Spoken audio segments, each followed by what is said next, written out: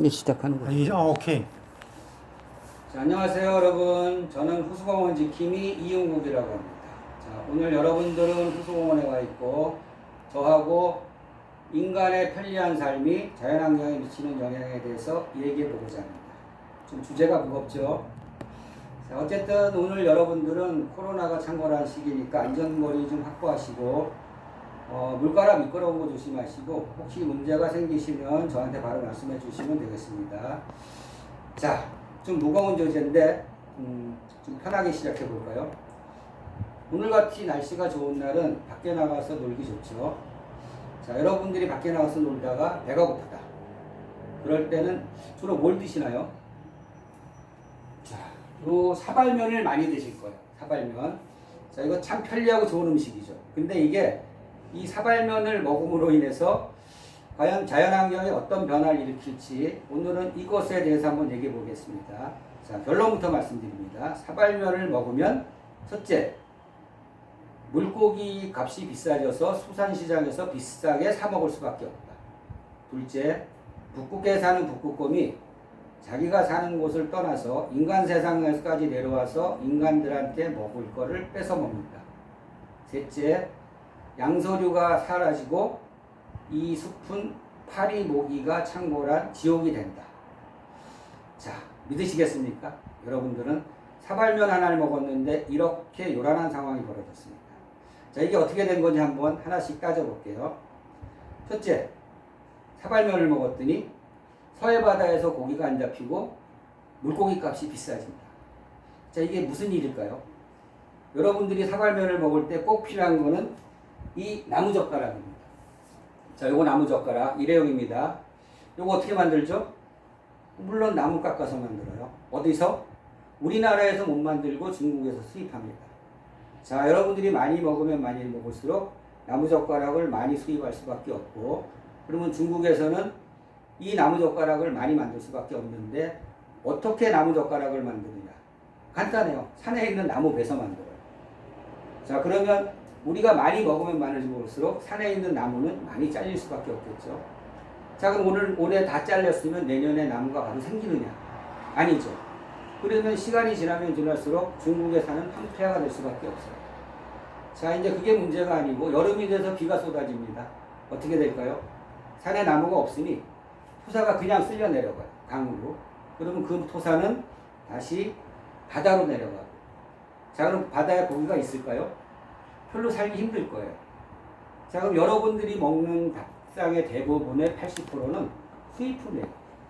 우리나라 식량 자급도는 20%도 안 돼요. 쌀 빼놓고는 거의 대부분을 수입해서 먹는 거라 이 여러분들이 먹는 생선도 80%는 중국에서 수입해서 드시는 거니까 중국에서 고기가 안 잡히면 그만큼 생선값은 올라갈 수밖에 없겠죠. 자, 이게 첫 번째 문제가 발생하는 겁니다. 여러분들은 이 상황에서 벌써 자연이 어떻게 돌아가는지 이해를 하실 거예요. 하나가 벌어지면 그 하나로 문제가 끝나는 것이 아니구나. 자연은 얽히고 설키고 실타래처럼 얽혀있구나. 자, 두 번째 한번 더 가봅니다. 북극에 사는 북극곰이 북극에 살지 못하고 먹이를 찾아서 인간 세상까지 와서 여러분들의 먹을 것을 뺏어 먹는다. 자, 이건 또 어떻게 된 일일까요? 자, 사발면을 만들려면 주로 뭘 만들죠?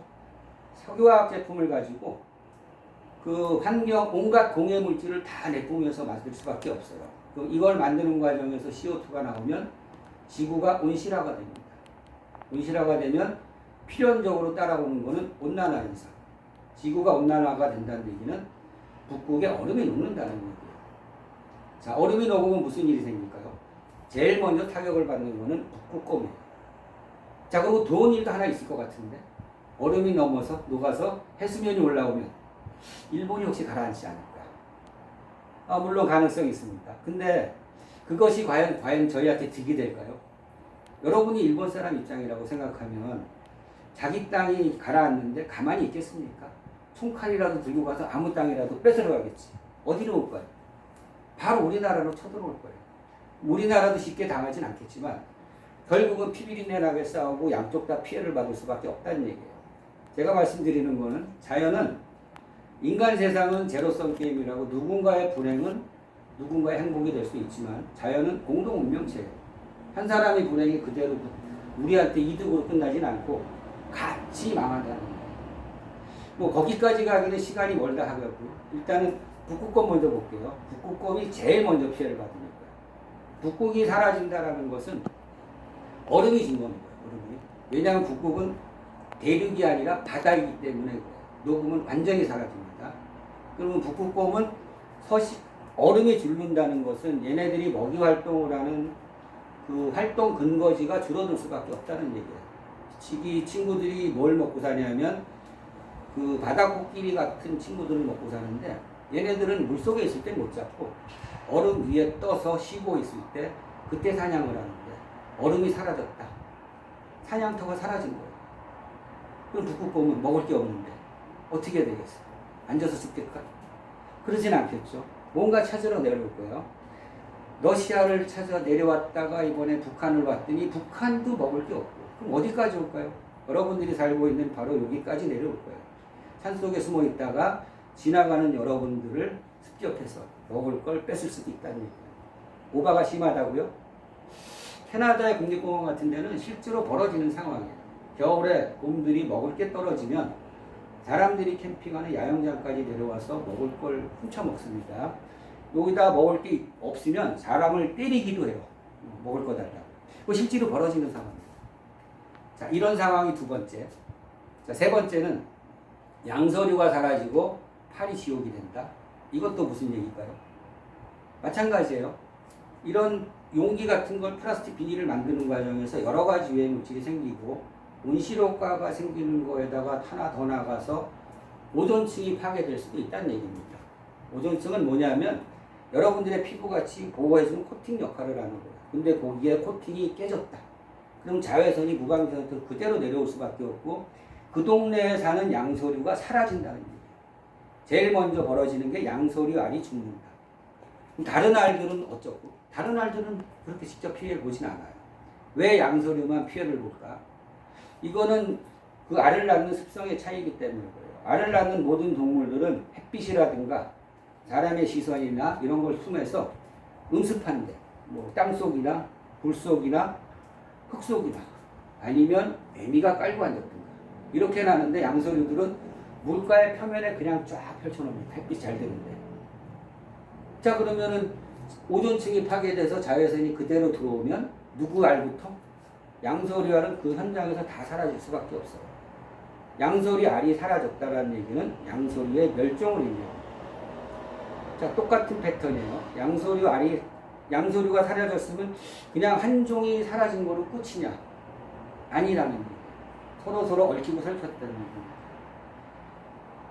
자, 양서류만 사라지는 게 아니고 그 상위 포식자인 새들 먹을 게 없어요. 새들은 주로 양서류 먹고 사는데 그럼 새들도 급격히 줄고 그 다음에 양서류가 먹고 사는 게 무엇이냐? 곤충을 주로 먹고 살아요. 그러면 곤충의 개체수는 급속히 늘 수밖에 없습니다.